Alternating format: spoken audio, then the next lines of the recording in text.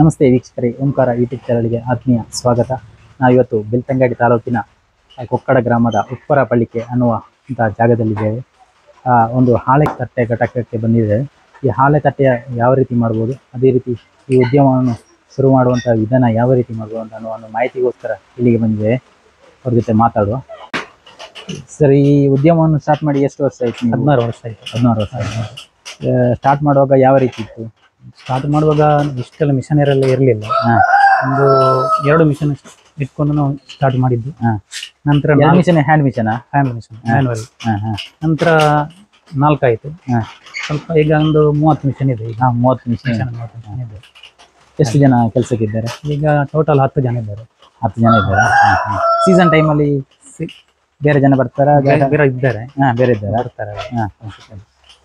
ಈಗ ನಮ್ಮ ದೇಶ ಅಲ್ಲದೆ ಬೇರೆ ದೇಶಕ್ಕೂ ಕೂಡ ನಿಮ್ಮ ಹಾಳೆ ತಟ್ಟೆ ಹೋಗ್ತಾ ಇದೆ ಅಂತ ಹೇಳಿ ಕೇಳಿದೆ. ಅದರ ವಿಚಾರ ಹೇಗೆ ಅಂತ? ಅಮೆರಿಕಕ್ಕೆ ಹೋಗ್ತಾ ಇತ್ತು. ಮತ್ತೆ ನಮ್ಮ ರಾಜ್ಯದಲ್ಲಿ ಶಿವಮೊಗ್ಗ, ಕೇರಳ ಎಲ್ಲ ಹೋಗ್ತಾ ಉಂಟು. ಈಗ ಅಮೆರಿಕಕ್ಕೆಲ್ಲ ಸ್ಟಾಪ್ ಆಗಿದೆ, ಬಂದಾಗಿದೆ. ಅದು ಏನು ಕಾರಣದಿಂದ ಸ್ಟಾಪ್? ಕಾರಣ ಅಲ್ಲಿ ಅದೇ ಏನೊಂದು ಕೆಮಿಕಲ್ ಅದೇ ಸಿಕ್ಕಿದೆ ಅಂತೆ. ಹಾಗೆ ಹಾಳೆ ತಟ್ಟೆಯಲ್ಲಿ ಕೆಮಿಕಲ್ ಯೂಸ್ ಮಾಡ್ತಾರೆ ಅಂತ ಅವರು ಬ್ಯಾನ್ ಮಾಡಿದ್ದಾರೆ ಅಷ್ಟೇ. ಅದು ಸುಳ್ಳು ಮಾಹಿತಿ ಅಂತ ಹೇಳ್ಬೋದಲ್ಲ? ಸುಳ್ಳು ಮಾಹಿತಿ ಅಂತ ಹೇಳ್ತಾರೆ. ಯಾವುದೇ ಕೆಮಿಕಲ್ ಅನ್ನು ಯೂಸ್ ಮಾಡಿ ಹಾಳೆ ತಟ್ಟೆಯನ್ನು ಮಾಡೋದಿಲ್ಲ, ಎಲ್ಲ ಫುಲ್ ನ್ಯಾಚುರಲ್. ಹಾಗೆ ಈಗ ಯಾವ ಕಂಟೆಂಟ್ ಇರೋದಾಗಿದೆ? ಈಗ ಬಫೆಯಲ್ಲಿ ಯಾವ ಕಂಟೆಂಟ್ ಅಂದ್ರೆ ಅವರು ಕ್ಯಾನ್ಸರ್ ಕಾರಕ ಅಂತ ಅವರು ಹೇಳ್ತಾ ಇದ್ದಾರೆ ಅಮೆರಿಕದವರು. ಅದು ನಿಜವಾಗ್ಲೂ ಅದು ಸುಳ್ಳು ಮಾಹಿತಿ. ಅದು ತುಂಬಾ ಟೆಸ್ಟ್ ಮಾಡಿದ್ದಾರೆ, ಶಿವಮೊಗ್ಗದಲ್ಲೆಲ್ಲ ಟೆಸ್ಟ್ ಮಾಡಿದ್ದಾರೆ, ಧರ್ಮಸ್ಥಳದವರು ಟೆಸ್ಟ್ ಮಾಡಿದ್ದಾರೆ. ಅಲ್ಲಿ ಏನಿಲ್ಲ ಅಂತ ಸಿಕ್ಕಿದೆ ಅವರಿಗೆ. ಅದೊಂದು ಸುಳ್ಳು ಮಾಹಿತಿ ಅಂತ. ಈಗ ಆ ಕ್ಯಾನ್ಸರ್ ಕಾರಕ ಕಂಟೆಂಟ್ ಉಂಟಂತ ಹೇಳುವಂತವ್ರು ಯಾರು? ಇದು ಅಮೆರಿಕದವರು. ಅಮೆರಿಕದವರು ಹೇಳ್ತಾ ಇದ್ದಾರೆ. ನಮ್ಮ ದೇಶದವರು ಸುಳ್ಳು ಅಂತ ಅದು ಸಾಬೀತುಪಡಿಸಿದ್ದಾರೆ. ಖುಷಿ ಹೇಳ್ತಾರೆ.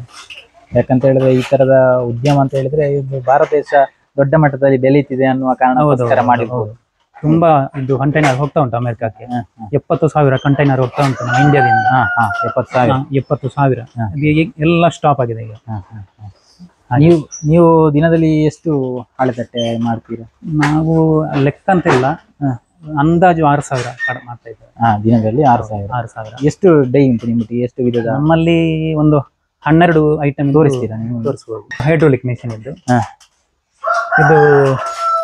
ಇದು 6 ಇಂಚ್ ಶಾಲು, ಇದು 8 ಇಂಚ್ ಶಾಲು, ಇದು ಮತ್ತೆ ಇದು 10 ಇಂಚ್ ಶಾಲು ರೌಂಡ್, ಮತ್ತೆ ಇದು 6 ಇಂಚ್.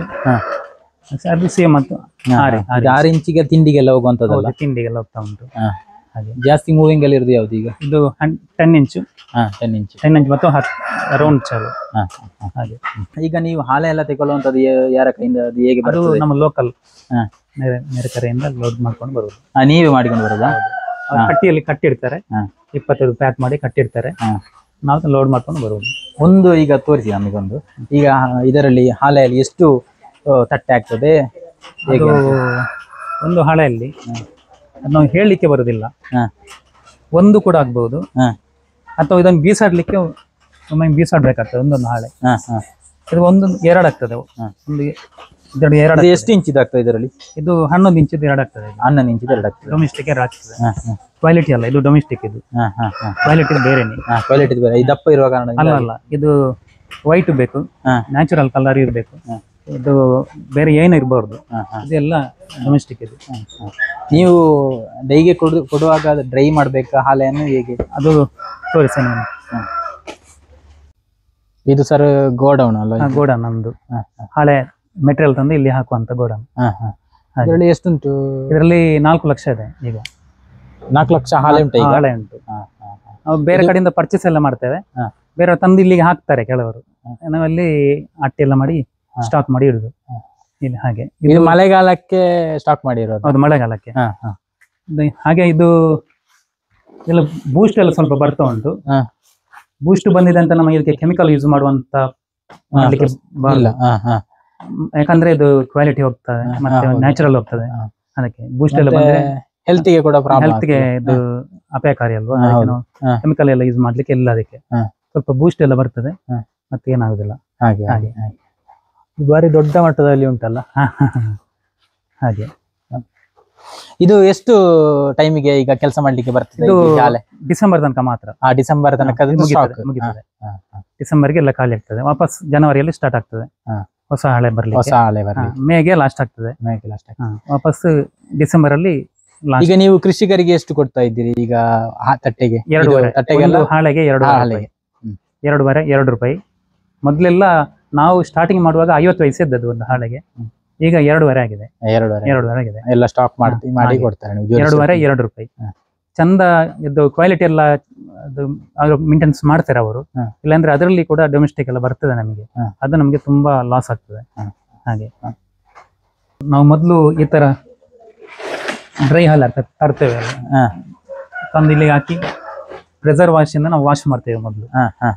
ಪ್ರೆಸರ್ ವಾಶ್ ಪ್ರೆಸರ್ ಇದೆ. ಮೊದಲು ನೆನೆ ಹಾಕ್ತೀರಾ ನೀವು? ಇಲ್ಲ ಏನಿಲ್ಲ, ಇಲ್ಲಿ ತಂದು ಪ್ರೆಸರ್ ವಾಶ್ ಇಂದ ವಾಶ್ ಮಾಡ್ತೇವೆ.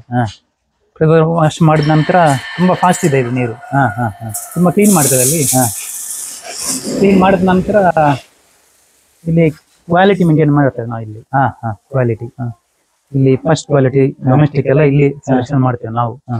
ಮೊದಲು ಸ್ಟಾರ್ಟ್ ಇಲ್ಲಿಂದ ಕ್ವಾಲಿಟಿಗೆ ಇಲ್ಲಿ ಬೇರೆ ಬೇರೆ ಮಾಡಿ ಅಲ್ಲಿ ಬೇರೆ ಬೇರೆ ಇಡ್ತೇವೆ. ಇಲ್ಲಿ ಕ್ವಾಲಿಟಿ ಇಲ್ಲಿ ಈ ಕಡೆ ಡೊಮೆಸ್ಟಿಕ್ ಇರ್ತೇವೆ.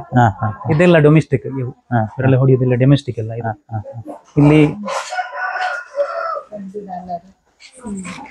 ಇದು 10 ಇಂಚು. 10 ಇಂಚು ನಿಮಗೆ ಇಲ್ಲಿಂದಲೇ ತಕೊಂಡು ಹೋದ್ರೆ ಕಡಿಮೆ ಮೇಲೆ ಕೊಡ್ತೀರಾ ಹೇಗೆ? ಹೌದು, ಇಲ್ಲಿಂದ ಕೊಂಡೋದ್ರೆ ಕಡಿಮೆ ಮೇಲೆ ಕೊಡ್ತೇವೆ ಸೇಲ್ ಮಾಡೋದು. ಇದು 10 ಇಂಚು. ಇದು 11 ಇಂಚು. ಇದು 12 ಇಂಚು. ದೊಡ್ಡದು ಇದು ಏನಾ?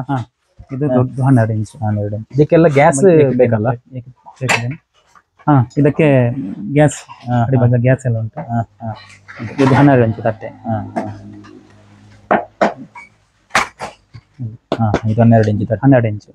ಇದಾದ್ಮೇಲೆ ಇದು ಫಸ್ಟ್ ಕ್ವಾಲಿಟಿಯಾ? ಇಲ್ಲ, ಇದು ಡೊಮೆಸ್ಟಿಕ್ ಎಲ್ಲ. ಡೊಮೆಸ್ಟಿಕ್ ಅಂದ್ರೆ ಸೆಕೆಂಡ್ ಕ್ವಾಲಿಟಿ.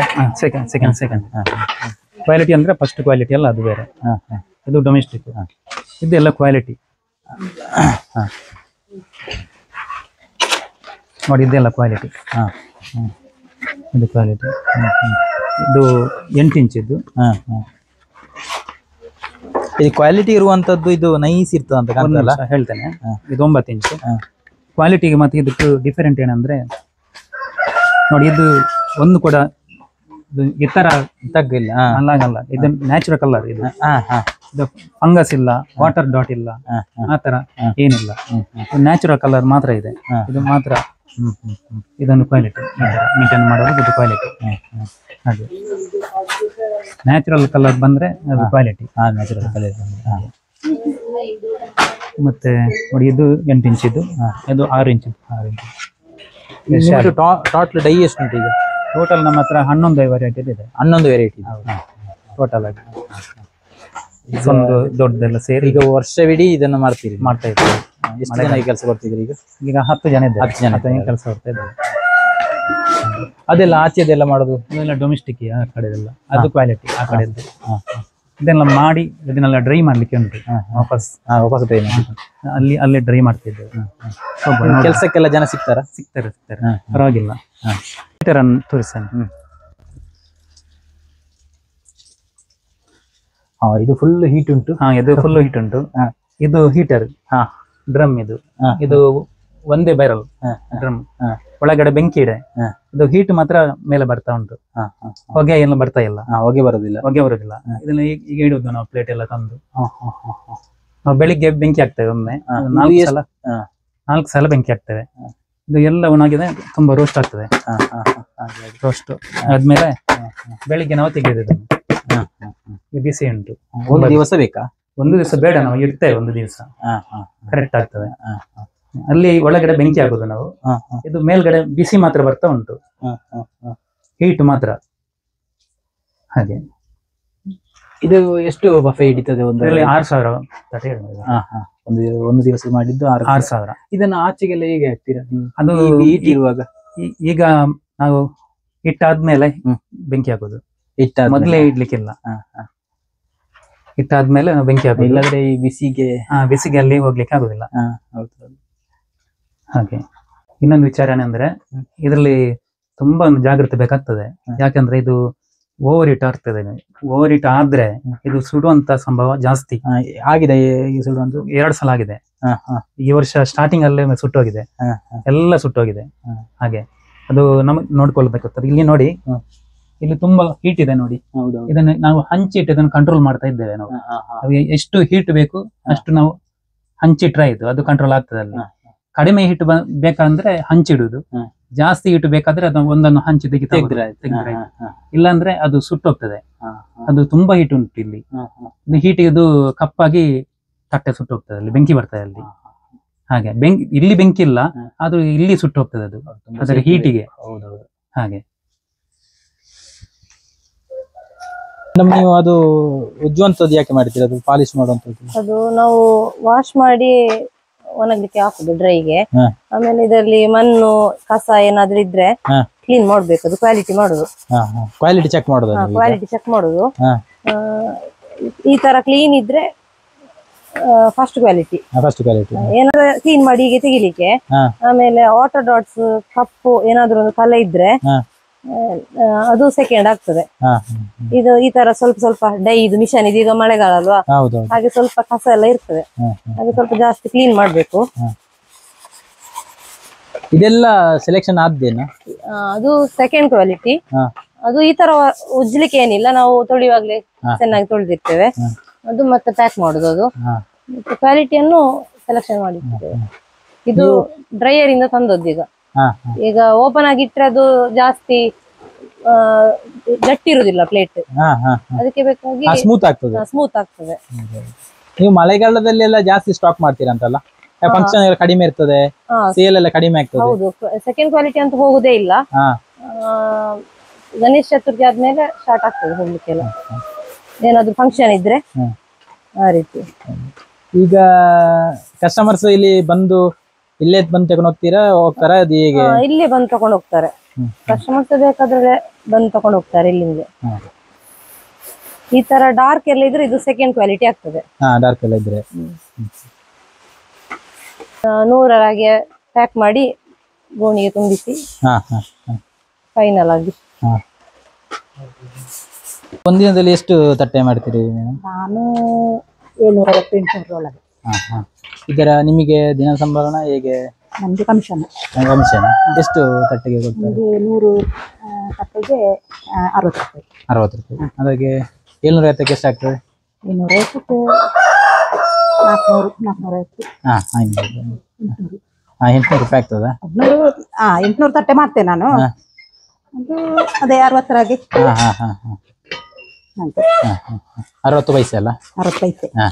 ಈಗ ಎಲ್ಲಾ ತಟ್ಟಿಗೆ ಒಂದೇ ರೇಟಾ? ಚಿಕ್ಕದಕ್ಕೆ ದೊಡ್ಡ? ನಮಗೆ ಬೇರೆ ಬೇರೆ ರೇಟ್ ಮಾಡ್ಲಿಲ್ಲ, ಒಂದೇ ರೇಟ್. ಚಿಕ್ಕದಕ್ಕೆ ದೊಡ್ಡದಕ್ಕೆಲ್ಲ ಒಂದೇ ರೇಟ್ ಕೊಡ್ತಾರೆ. ನೀವು ಎಷ್ಟು ವರ್ಷದಿಂದ ಕೆಲಸ ಮಾಡ್ತಾ ಇದ್ದೀರಿ? 10 ವರ್ಷ ಆಯ್ತು. 10 ವರ್ಷ ಆಯ್ತು. ಈ ಹಾಳೆ ತಟ್ಟೆ ಘಟಕಕ್ಕೆ ಎಷ್ಟು ಈಗ ಈ ಮಿಷಿನರಿಗೆಲ್ಲ ಸೇರಿ ಎಷ್ಟು ಖರ್ಚಾಗಿರ್ಬೋದು ನಿಮಗೆ? ಖರ್ಚು ಅಂದ್ರೆ ಈಗ ಒಂದು ಹೈಡ್ರಾಲಿಕ್ ಮಿಷಿನ್ಗೆ ಅಂದಾಜು 5.5 ಲಕ್ಷ ಇದೆ ಒಂದು ಮಿಷಿನ್ಗೆ. ಪ್ಲಸ್ ಅದಕ್ಕೆ ಕರೆಂಟ್ ಎಲ್ಲ ಬೇಕು. ಕರೆಂಟಿಗೆ 3 ಪೀಸ್ ಕರೆಂಟ್ ಬೇಕು. TC ಎಲ್ಲ ಆಗ್ಬೇಕು. TC ಆಗ್ಬೇಕು.